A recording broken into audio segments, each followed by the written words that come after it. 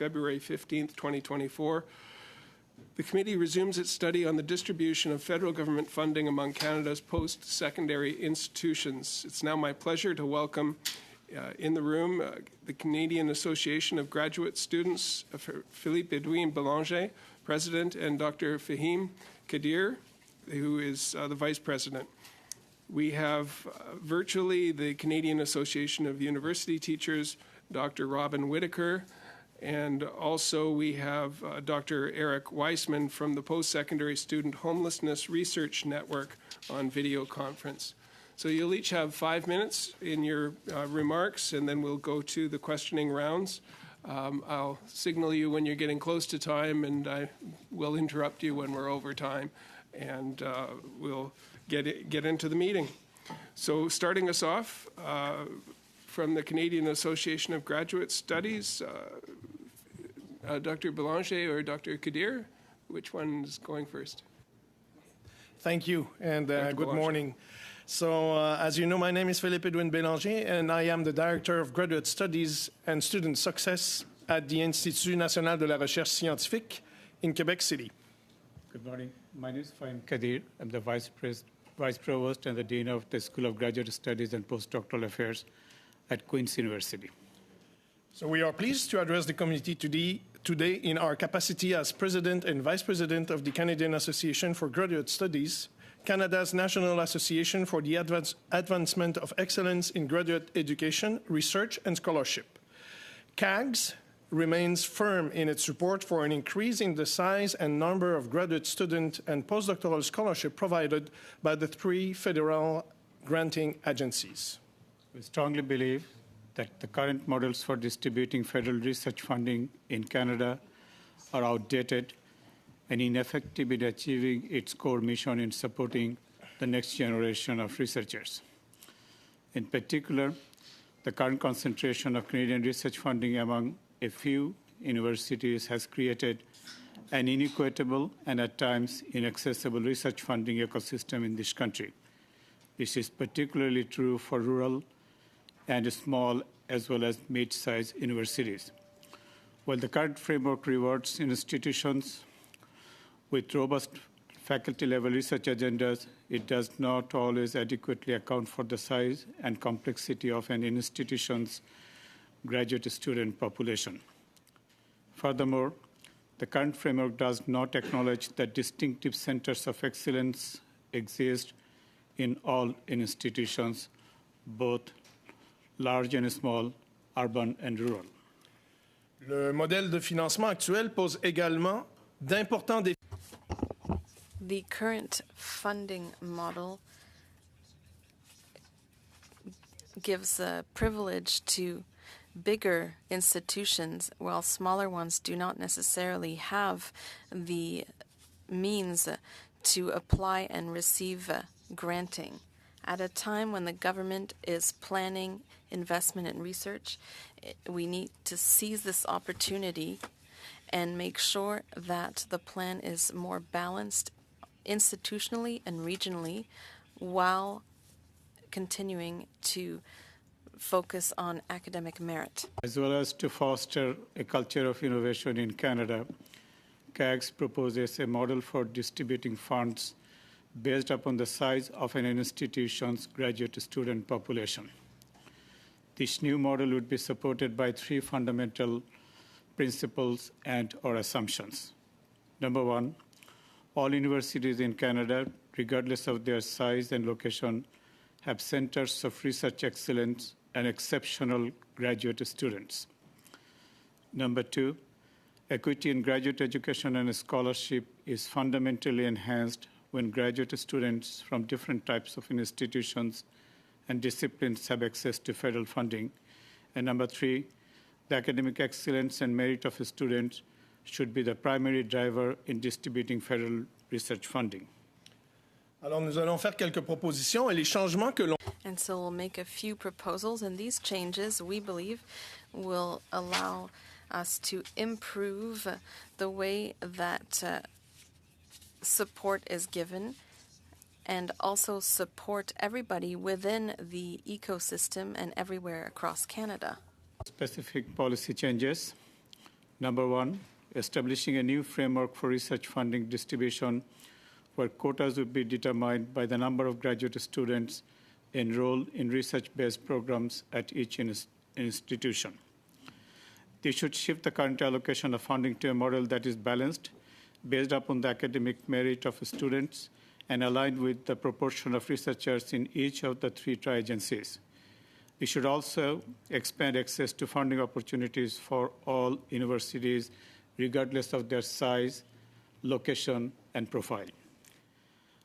Number two, the creation of a mobility scholarship program is something CAGS is proposing.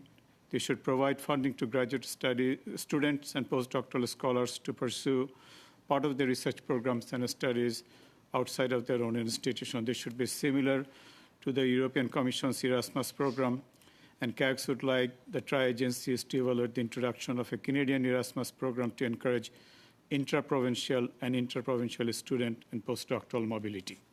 Alors, en terminant, l'association...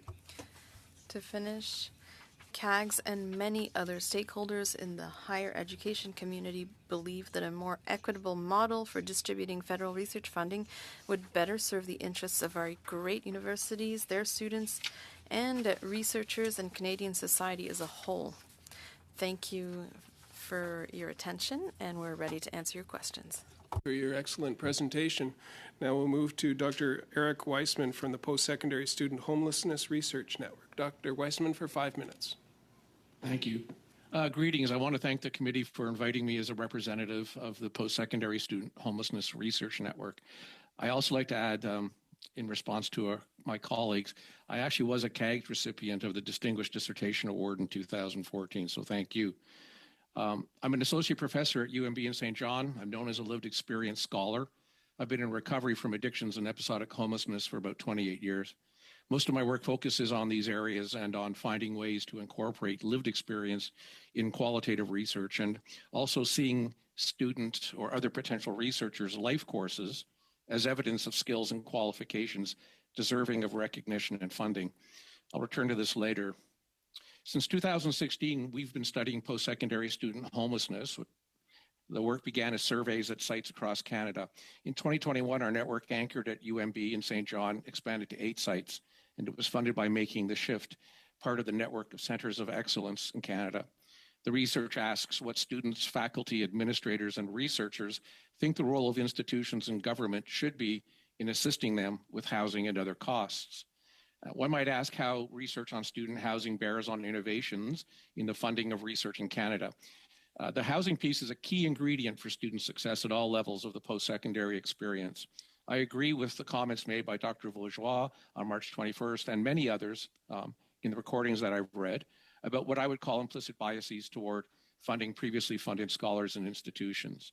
It does lead to over disparities, great frustration, and demoralization among researchers, especially in smaller settings. But I am, with your permission, going to address how rethinking housing supports will support researchers and hence research. 5% of Canada's 2.2 million post-secondary students live in some form of homelessness. That's close to 110,000 students every day. 64% of them allocate more than 30% of their income to housing. 50% suffer mental health issues, and at some of our smaller sites in our research, close to 70% of students would leave school if faced with that hardship, and over 30% had done so in the past. Equity-denied groups were overrepresented in the data. Close to 80% of post-secondary students are youth, 17 to 29. The other 20% or so are older, many returning students in graduate programs, seeking to reinvent themselves through research practices towards purposeful lives in a changing economy. Many have families, housing pressures, and many live in housing precarity through this reinvention. Regional colleges and polytechnics may be smaller than large urban universities, but they play instrumental roles in maintaining workforces and contributing to practical research.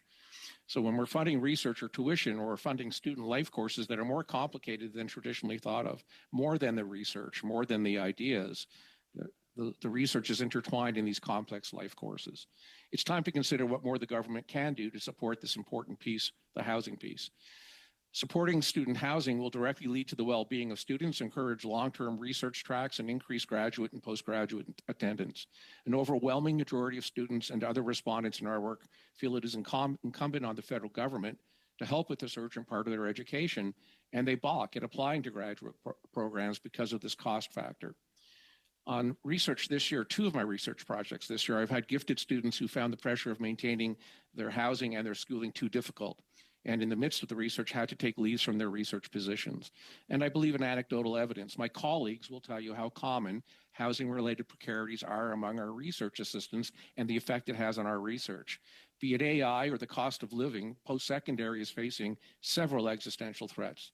The future of research in Canada is not simply about funding research, but about funding the post-secondary experience better to guarantee basic needs and encourage potential researchers to stay in school. Our respondents agree that tempering the housing piece itself will yield long-term benefits to post-secondary and to Canadian research literacy in the future. I have more that I would like to address perhaps in the question period, but I would like to suggest as well, based on my own experience, the support that I got from Concordia University as a person with unconventional, I left school when I was in the middle of a PhD in the late 1980s and had a massive gap in my experience. I finally got into a program where they valued lived experience at Concordia, and the results, and CAGS is witness to this, were a really interesting form of research. So one of the things our respondents and our entire network believes in, the government must get involved in figuring out ways to fund and to value non-academic and lived experiences, similarly to the ways we value track records. Thank you very much.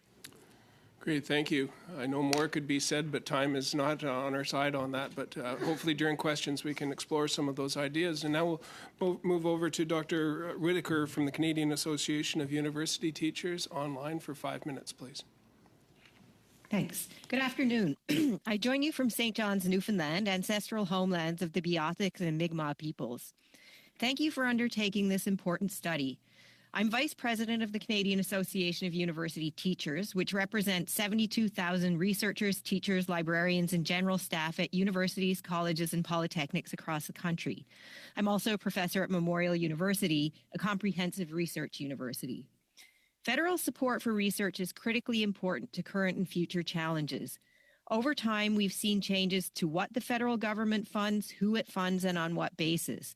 What that history tells us about how to distribute federal research funds to ensure the greatest benefits for Canadians can be summarized as follows. First, we need to ensure adequate support for basic research. Second, programs must be inclusive of all disciplines and researchers. And third, the integrity and independence of research and funding decisions must be respected. Fundamental science or basic research is the foundation of knowledge and innovation. It may not have specific applications built into its design, but history shows that most important discoveries are grounded in basic research driven by a quest for knowledge. Fundamental research has led to such unanticipated innovation as X-rays, nylon, Teflon, GPS technology, informatics, superconductivity, medical imaging, and mRNA vaccines.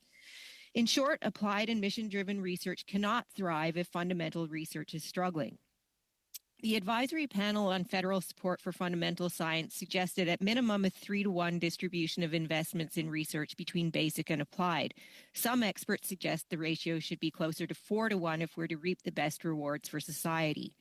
As the most recent advisory panel on the federal research support system stated, fundamental investigator-initiated research is the cornerstone of the research endeavor and must be supported at internationally competitive levels. The panel called for, as a first step, an increase of at least 10% annually for 5 years to the Council's total base budgets for their core grant programming. This increase would benefit researchers across Canada at all kinds of institutions. If we look at the New Frontier Fund for Interdisciplinary Research, the success rate, the number of applications to awards, is only 23%. For CIHR, it's 18%. For NSERC and SHIRC, 58 and 54% respectively. Notably, applications are down at SHIRC by 33% in the last decade, contributing to a somewhat misleading 29% rise in success. We know from members that many grant applications are approved on merit, but go unfunded due to insufficient funds. Unfunded research means good ideas left unexplored, ideas that would contribute to our collective knowledge and know-how. This unfunded research also means lost support and training for graduate students. Increases to scholarships and fellowships and to research grants, which support 2 out of 3 grad students, will particularly benefit small and medium institutions with fewer resources to fund talent. In addition to inadequate funding levels, system fairness would be enhanced by a better balanced allocation of funds across the Tri-Council. The majority of Canadian researchers work in the social sciences and humanities, yet SSHRC receives only about a fifth of federal research funding. Fairness would be enhanced, too, by renewing the funds for the Dimensions program launched by the Tri-Council in 2018 and overseen by NSERC. This program supported participating institutions in breaking down barriers. Its end in 2023 will disproportionately impact smaller institutions which have less resources to advance equity, diversity, and inclusion. Addressing administrative barriers, such as a common CV, will further assist in the fair distribution of funds, most benefiting small to medium institutions with less internal support for researchers. COUT also supports recommendations made by this committee's report revitalizing research and scientific publication in French in Canada to improve access to resources that help make research and scientific knowledge in French more accessible. Third, protecting the integrity of federally supported science and research is critical to our success. Federal government budgets have at times announced targeted research funding that bypasses the peer review process. Rather than allow the scientific community to determine what research merits funding, targeted initiatives required the granting agencies to direct funds toward industrial collaborations, specific disciplines, or topics. However, as John Polanyi, Canada's most prominent Nobel laureate, warned, when governments or industry try to direct scientific inquiry, bypassing the rigorous peer review system through which the scientific community protects its integrity, our scientific horizons shrink and our future is diminished. Attempts to forecast what research will be relevant have a dismal history and only lead to the inequitable channeling of funding into politically or commercially desired forms of applied research. Certainly, applied research is important, but projects should be assessed on their merits alongside basic or theoretical research through the established processes of peer review. Thank you, Dr. I look forward to the discussion. You're right on time. Just under the wire. Thanks, Dr. Whitaker, for your presentation. I want to declare a potential conflict of interest because next month I'll be starting a graduate program myself, doing a master's in leadership at the University of Guelph. As a senior citizen in Guelph, in Ontario, I don't pay for tuition. I don't receive funds from the university in any way. But I wanted to just let the committee know that that's going on. Mr. Lobb, for the first 6-minute round, please. Well, thanks, Mr. Chair. Congratulations on your studies there. It's great to see, and maybe the Prime Minister could use some of your wisdom after you're done your studies. The first question is for Mr. Kadir and Mr. Belanger. You said the system is outdated. Would you like to elaborate more on that? I would be happy to do it. I think the current system is structured around two assumptions, that they're not directly related to students' funding support. They're related to the support faculty members would normally receive from tri-agencies. So based on the success rates of the faculty members, university would be receiving a quota. Each university would receive quota for doctoral students and master's students. And then I think it would be looked at from the student success perspective. For doctoral and master's students, the numbers would be determined by the success rates of that particular institutions. What it does is that it allows particular institutions and a select group of students to access resources available to our graduate students community. And in doing so, we often ignore the fact that graduate students are present, exceptionally good, solid graduate students are present in many different parts of the country. And because of the very fact that faculty success rates are not always same at every single institution, their quotas are not likely to be exactly the same as in some cases. So I think this system is really encouraging particular locations or particular institutions to benefit more than all graduate students with academic excellence. So maybe I look at this from a overly simplistic point of view, perhaps, but a lot of students that graduate from my area, they go to the University of Guelph, and of course they're not a U15 school. And I'm not putting words into people's mouths that have appeared here before, but they kind of allude to the fact that, well, you know, schools like the University of Toronto, which is a fine university, they have such a great infrastructure that they should get more because they can handle the grants and the funding. But I can't believe that to be true, because if you met with the University of Guelph and said, hey, over the next 20 years, this is the funding you're going to receive, I want to see how you can demonstrate the ramp up, I think they would do it easily. And if I look at the economy in Ontario, especially in southern Ontario, it's very, very, very dominated by agriculture. And it would only enhance the agriculture's success, new varieties, pest resistant, everything else. I'd probably see a great advancement for humanity. Do you have any thoughts on that? I can also say two things. I think if you look at it from a graduate student's perspective, there are numerous different reasons why a graduate student would not really want to move from the town or the place where they are currently situated. They have public caregiving responsibility, family responsibility, and other financial responsibility. Even if they have the excellence, they may not necessarily be able to move to another institution and be part of a vibrant culture of research. The question is, how do you recognize those talents and continue to support their success stories? I think the current system, unfortunately, is not doing it, and I tend to think we have myths about locations and places. The system we are proposing would really allow us to make the whole system much more accessible for graduate students, regardless of their location, regardless of their affiliation with particular institution. So you need to foster a culture of excellence. Oui, je suis d'accord.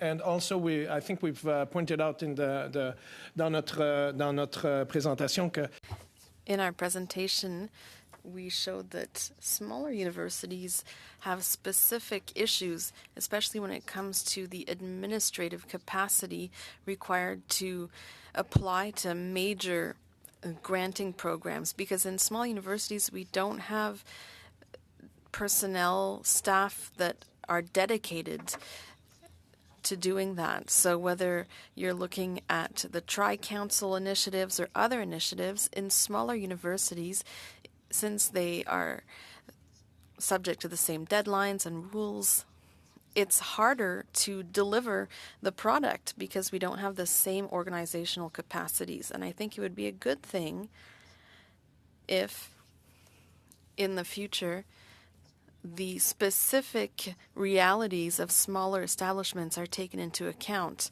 so that they can also take part. The endowments that these major, mega large universities have. University of Toronto, over $3 billion.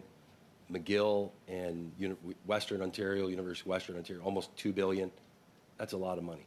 So, and Western's just down the road from where I grew up, but I'm not picking on them. It's just a fact.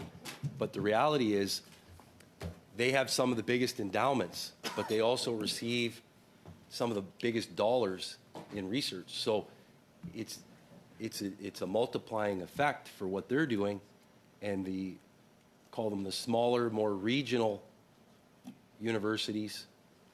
They're left behind from endowments in some cases, and also from the research funding. Any thoughts on that? Okay, I'm sorry. Should the universities be called on to use more of their endowments for this?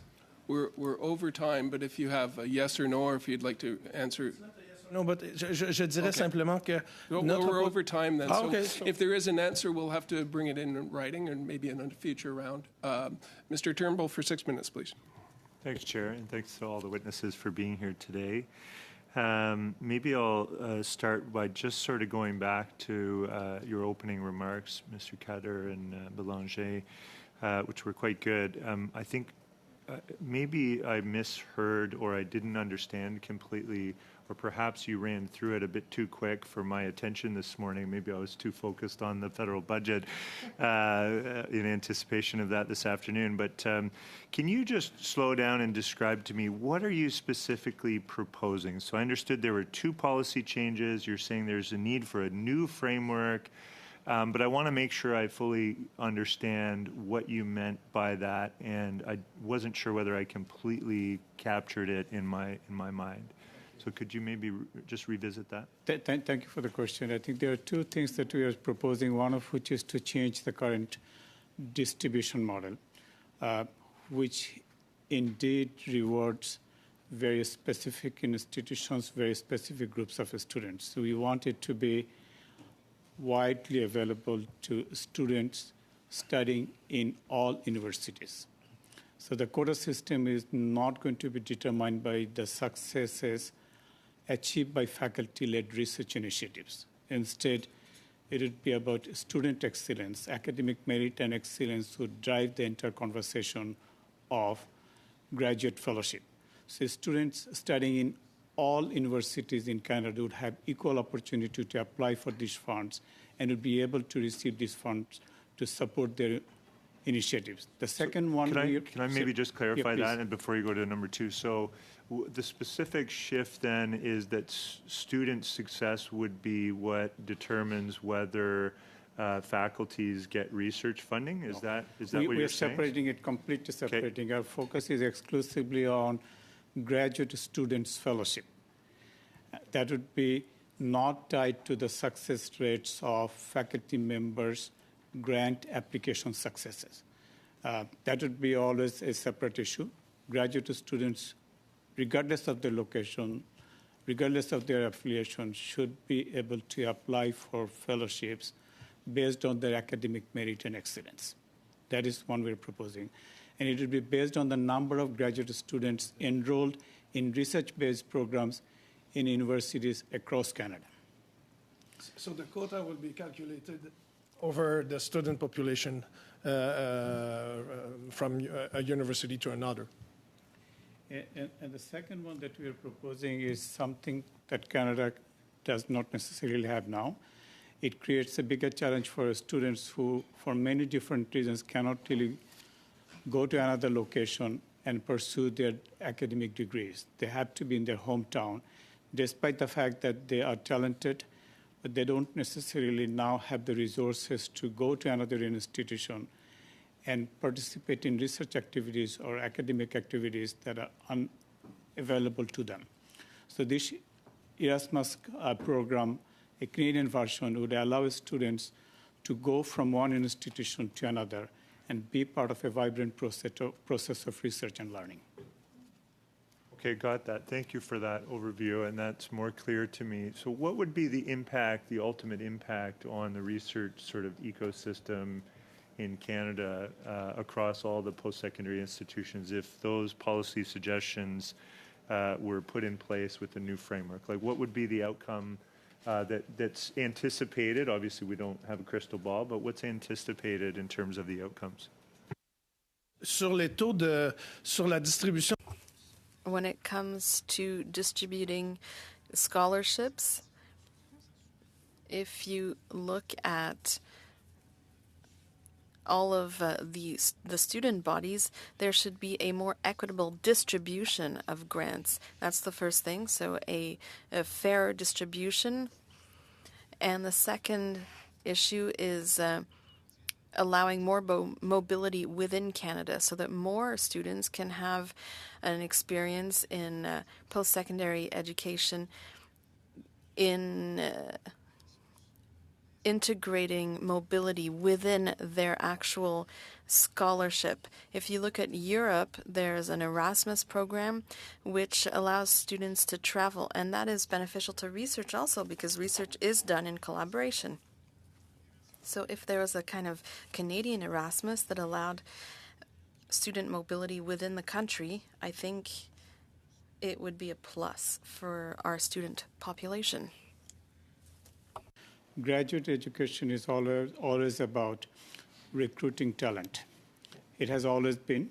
And this particular program, the policy changes we're proposing would really help us nurture a culture of skills and talent. And especially in the current context where we are witnessing significant skills gap, these proposals would help us address that issue. And the second thing, the competitive age, the Canadian economy that needs to be built and and supported, graduate students are often at the forefront of discovery and innovation. So by establishing a new kind of system that rewards everyone who is talented, we can build a competitive edge for the Canadian economy and Canadian society. I think that would be the ultimate benefit for the entire society. Thank you very much. Over to Monsieur Blanchet-Chocat for 6 minutes. Merci, Monsieur le Président. Je salue les témoins. Thank you, Mr. Chair, and thank you to our witnesses who are here today. My first question is for Mr. Bélanger. Mr. Bélanger, the U15 establishments say that the current system is founded on researchers' merit. I'd like to hear what you think of that.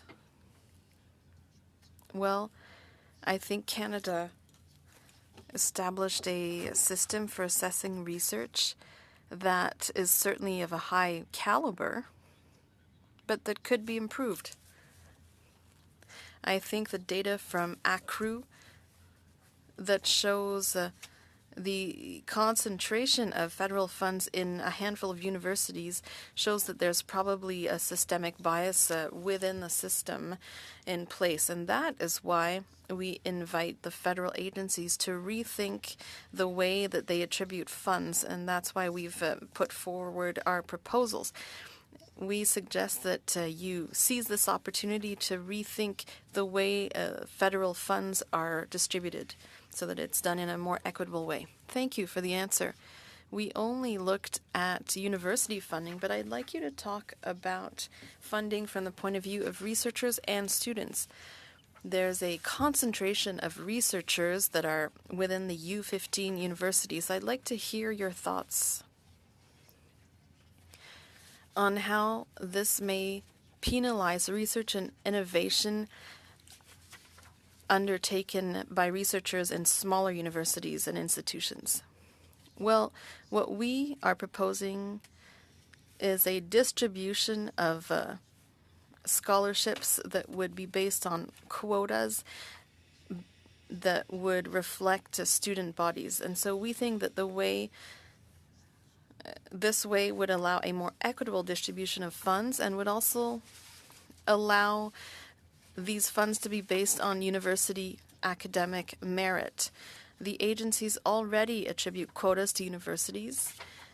If you look at the master's level scholarships, universities receive quotas, and then they are distributed according to merit based on very high standards. But if there was a system of distribution based on student bodies, where there would be a calculation of quotas and a distribution of scholarships that represented the student populations, then we would have a more equitable distribution of scholarships.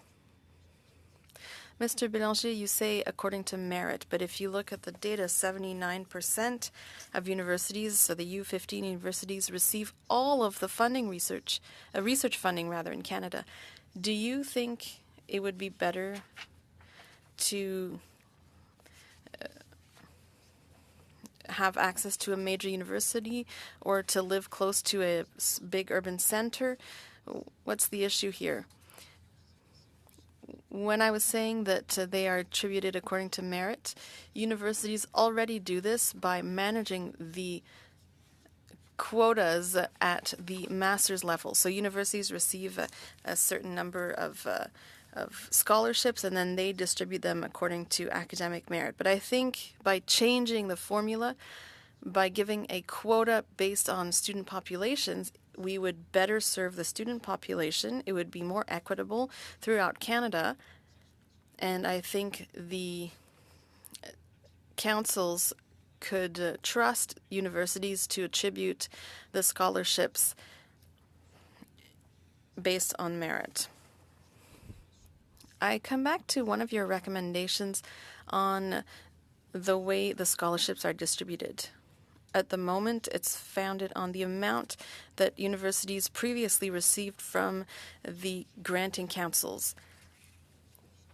It corresponds to the proportion that each researcher received as a proportion of all money given by the different agencies. And so the big universities are favored and will continue to be favored if we follow this model. Do you think that this system should be reviewed. Yes, we do propose a new approach. We think that quotas should be based not on amounts that were received in the past, but based on student populations. So if you look at student populations outside of the major universities and urban centers, they are underrepresented. And we believe that if you looked at student populations to establish quotas, then the money would actually be better shared out. It would be more equitable throughout Canada. Thank you, Mr. Bélanger. I'd like to come back to what you said about the concentration of funding. Major universities said that they are able to collaborate with smaller and medium-sized universities, but in my opinion, that's not enough. In other words, they're saying that they are able to give a tiny slice of their pie to little universities or medium-sized universities. So what do you think about that? You mentioned the fact that smaller institutions have very small resources when it comes to staff who are able to apply to the grants. I have time to answer? Thank you. Yes, as I was saying, the staff in smaller institutions has a hard time responding to various granting programs because they are not dedicated only to that task.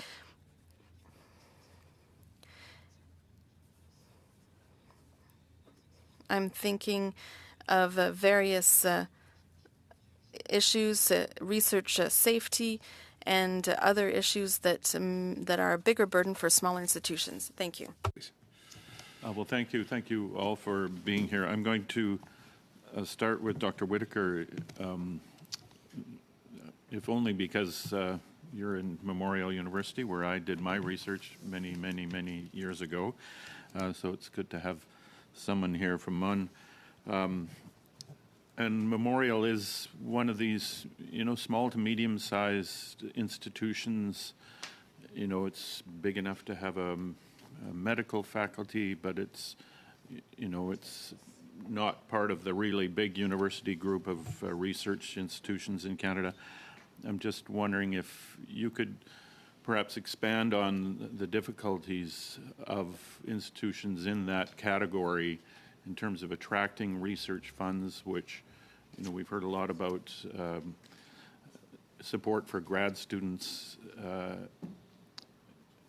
which most grad students get their supports directly from their supervisors, which are getting their funding largely from the federal government. So I'm just wondering if you could talk to the difficulties of a smaller to medium-sized institution like Memorial in attracting those funds.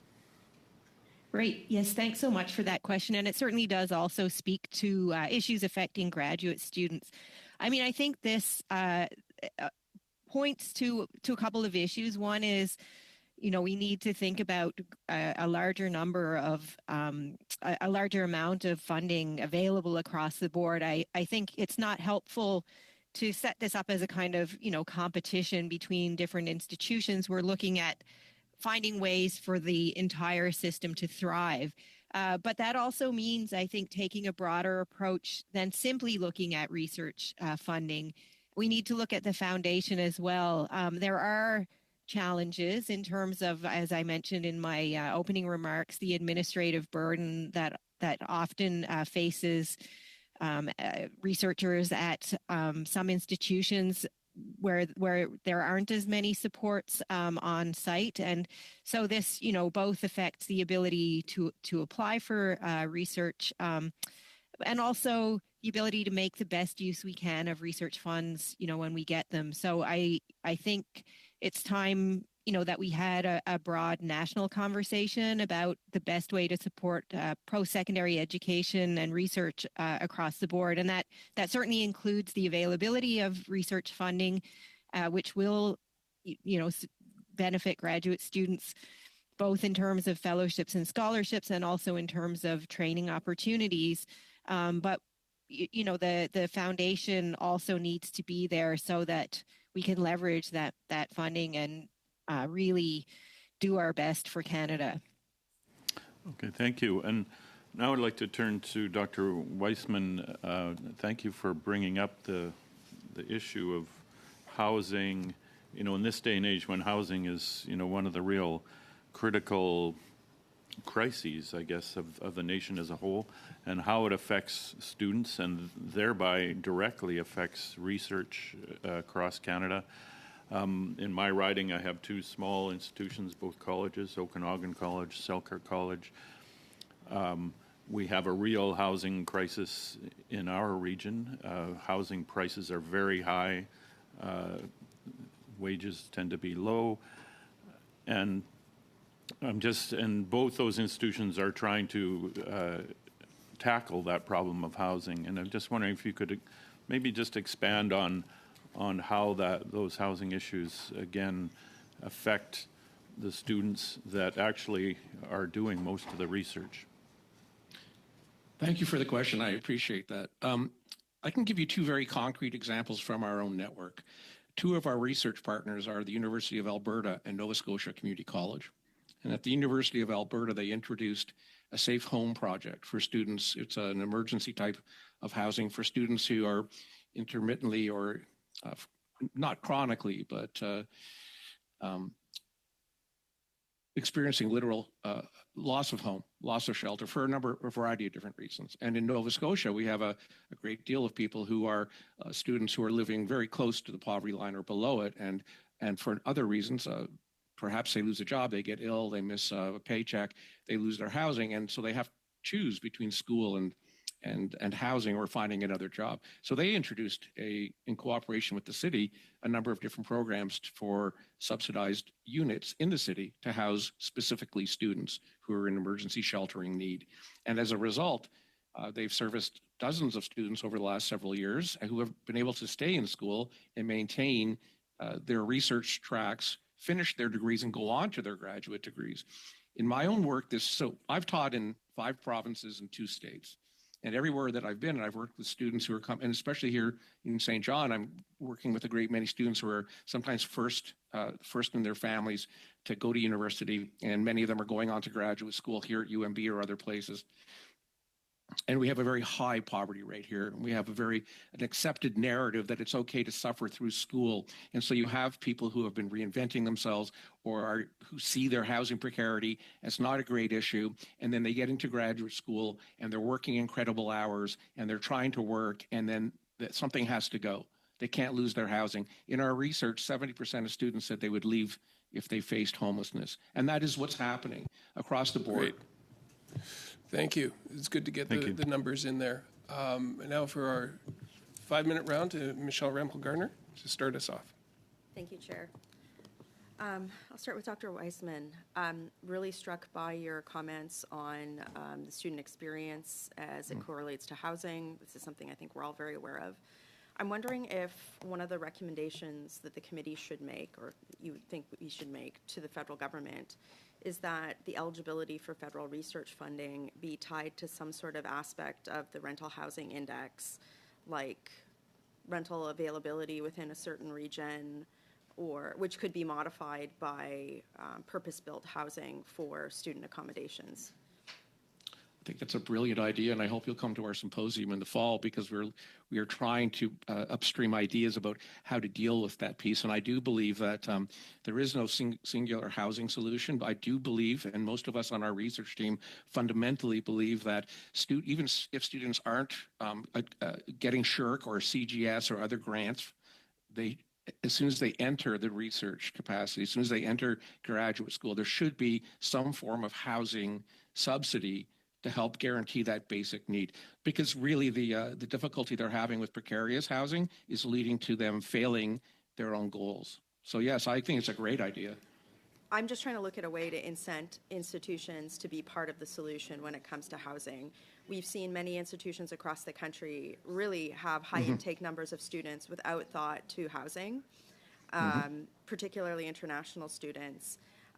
So I do think that, if we could incent, particularly through research funding, institutions to, let's say, use land that's been granted to them, or push municipalities as part of their lobbying strategy, or even the federal government, to ensure that there are more rental housing through a metric like this, that perhaps we would get more action. It's interesting that you say that. So I will tell you that as a result of some of the work that we did with Nova Scotia Community College, and in the Maritimes, they've really grabbed onto this story. It's a very public story because everybody knows a student who is suffering because of housing. And so in the government of Nova Scotia 4 months ago announced 5 new housing facilities for students through the college as a result of understanding this need. So it can be done. And in many of the vehicles that you're talking about are there to be utilized. Thank you. Which is Thank sort you. of a bridge to my questions for Mr. Belanger and Cotter.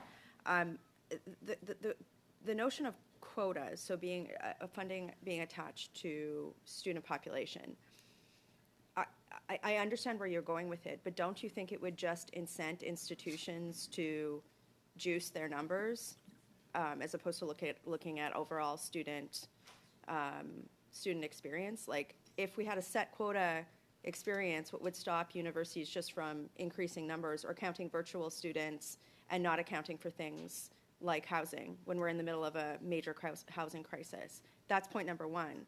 The second concern that I would have with quota is it would actually maybe have a perverse outcome. I'll be very honest with you. The people who are in front of this committee the most, but more importantly are in front of public servants the most, are highly paid lobbyists from the U15 group. They have a whole advocacy group. They are constantly in front of public servants. I am not convinced that a quota system would not actually make outcomes worse for smaller institutions because of the lobbying presence of larger institutions that could easily gamify a quota system that would work in their favor and actually put a cap on the ability for smaller institutions to expand the student experience. So if quotas aren't the be-all and end-all, what else could we be doing? Are there ways to perhaps decouple graduate student funding from professorship funding to look at to have more access to, let's say, rural institutions, colleges, or frankly, even we're always looking at the rural versus urban metric here. Maybe we should be looking at affordable versus unaffordable institutions as well, right? So what else could we be doing? What else outside of quotas could be the way to solve this problem? About 30 seconds. Question is amazing question. Thank you for asking this. One of the things that we want to do is to make graduate education accessible. I think that is the number one priority. If Canada wants to succeed in the current global political economy, we have to consider graduate education as a top priority for the nation.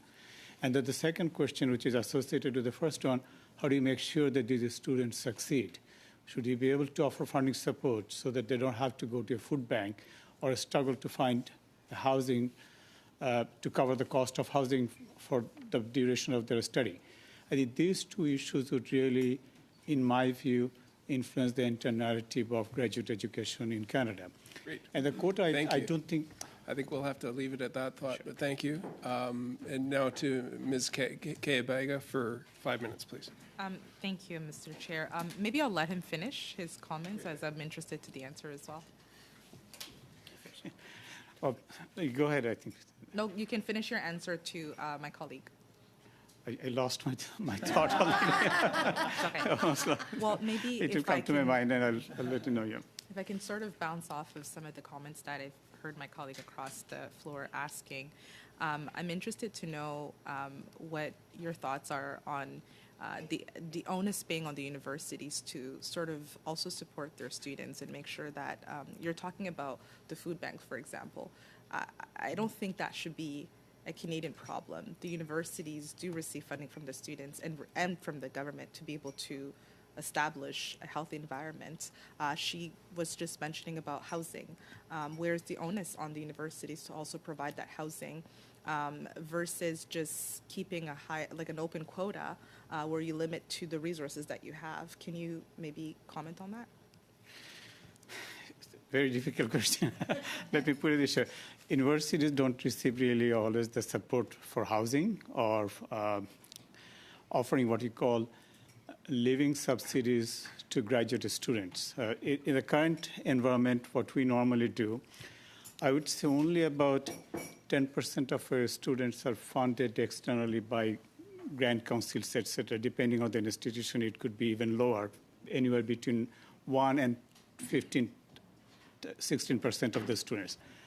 And the larger body of our graduate student community would be supported internally by us in institutions. We offer funding support in the form of teaching assistantship, research assistantship, graduate fellowship, university fellowships. All of those things would come from the university. I have been in graduate education for the last 18 years, and what I have been witnessing in the last few years, maybe 3 or 4 years, would be almost unparalleled to anything I have ever witnessed in my entire 18 years of graduate administration. It's a crisis situation. Universities, and as a graduate dean, I cannot really go to bed not thinking of those students who are struggling on a daily basis. So we do whatever we can internally to mobilize resources to support graduate students to make sure they get through this process. They get through this process quickly and painlessly. But unfortunately, the whole situation is beyond our control. We don't have the resources to support graduate students the way we want. And if I could just go back to the issue of quotas, I tend to think the quotas that we are proposing would benefit all universities, not just a few. Every single university with a graduate population would receive a number of scholarships dedicated entirely to their own students. And they should not be able to really lose the opportunity to support their graduate students who desperately need funding support for their amazing research activities they have undertaken. And what effects do you think that the current method of awarding graduate scholarships have on smaller universities? Sorry? What effect do you think that the current model that we have in awarding graduate scholarships has on smaller universities? Well, the smallest universities that are struggling, they're not, as you have heard, the 79% of the funding would be concentrated into particular areas, including my own university. But if you are to think of something more beneficial for a large number of graduate students studying in all universities in Canada, so we have to step outside of the current funding model to see how could we support those students who are struggling to receive funding support despite the fact that they are academically bright, very talented.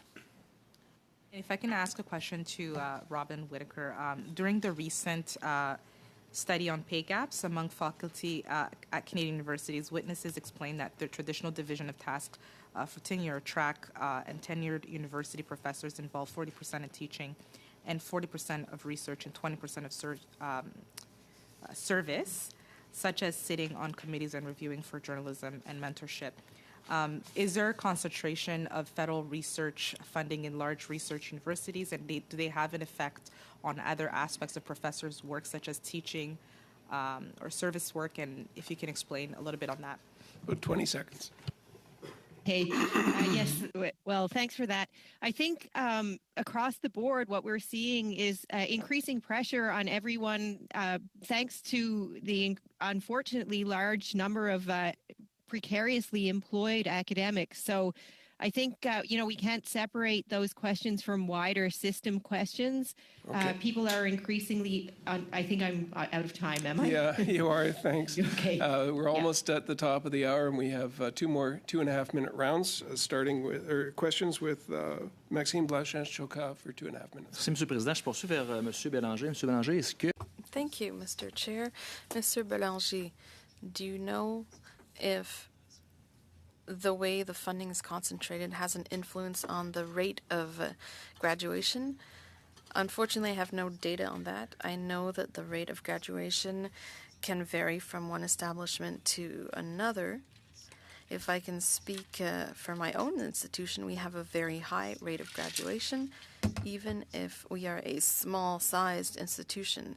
But I don't have any general data about U15 universities versus others. Okay, if you can answer in writing, I'd appreciate it.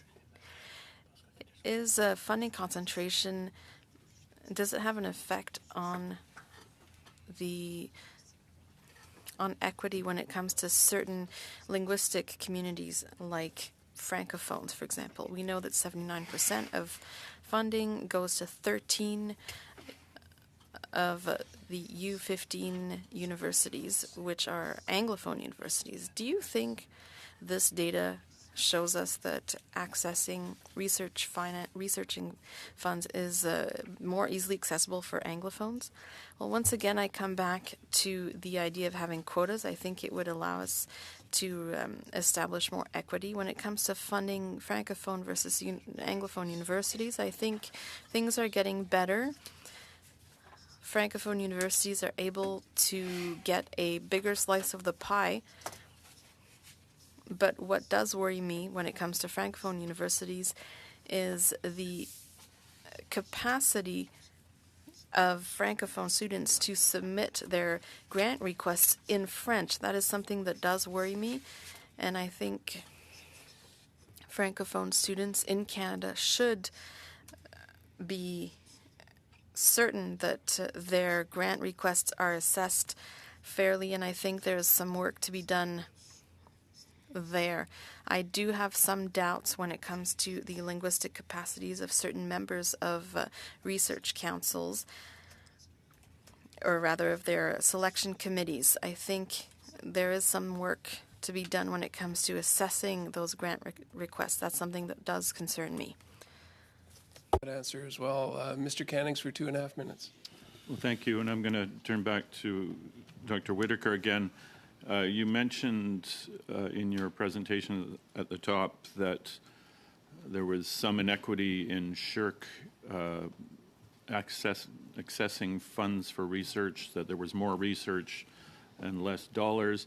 You know, how much of that difference is just simply due to the fact of what research is being done? You know, is there some difference between social science research and, you know, engineering, life sciences research, what, you know, the NSERC stream, just in terms of the capital costs of having a lab doing that sort of work? Is that part of that, or has that been factored into your comments?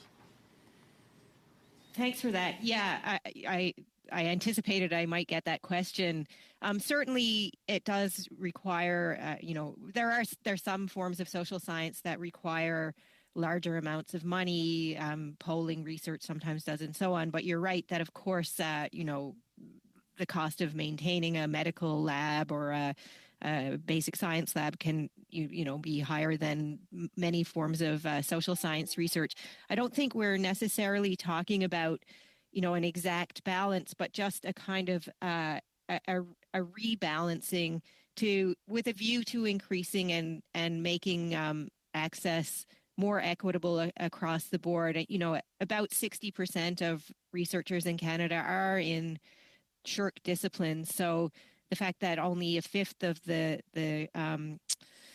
granting council money is dedicated to SHRC does seem to be something of an inequity. And of course, there's also the question of interdisciplinary research, and that New Frontiers Fund that I mentioned, where the success rates are quite low, indicates a lot of potential for research across, you know, a variety of disciplines and focuses. So again, I think, you know, the big question is, what can we do to increase and enhance the health of the system as a whole? And, you know, we've suggested, CAUT has suggested a number of measures that we think would help.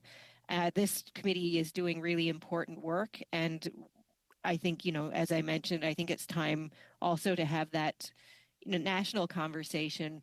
Universities and colleges have been struggling for quite some time. The proportion of public funding available has decreased significantly since the early 2000s, and that has its effect on the ability of researchers to use to best purpose the money that is available at present. Thank you very much, and thank you to all of our witnesses for your work with us today, to Philippe Edouin Bélanger, to Fadim Kadir, Dr. Robin Whitaker, Dr. Eric Weissman, for your testimonies and your answers. If there are some answers that need more work with us, please do submit in writing to the clerk, and we will include those so that our analysts have those as they prepare our study report. We're going to suspend just for a minute or two and get a quick turnaround. We have one witness that will be on video conference, and we'll do the sound check, and then we'll resume our meeting. So we'll suspend just for a few minutes.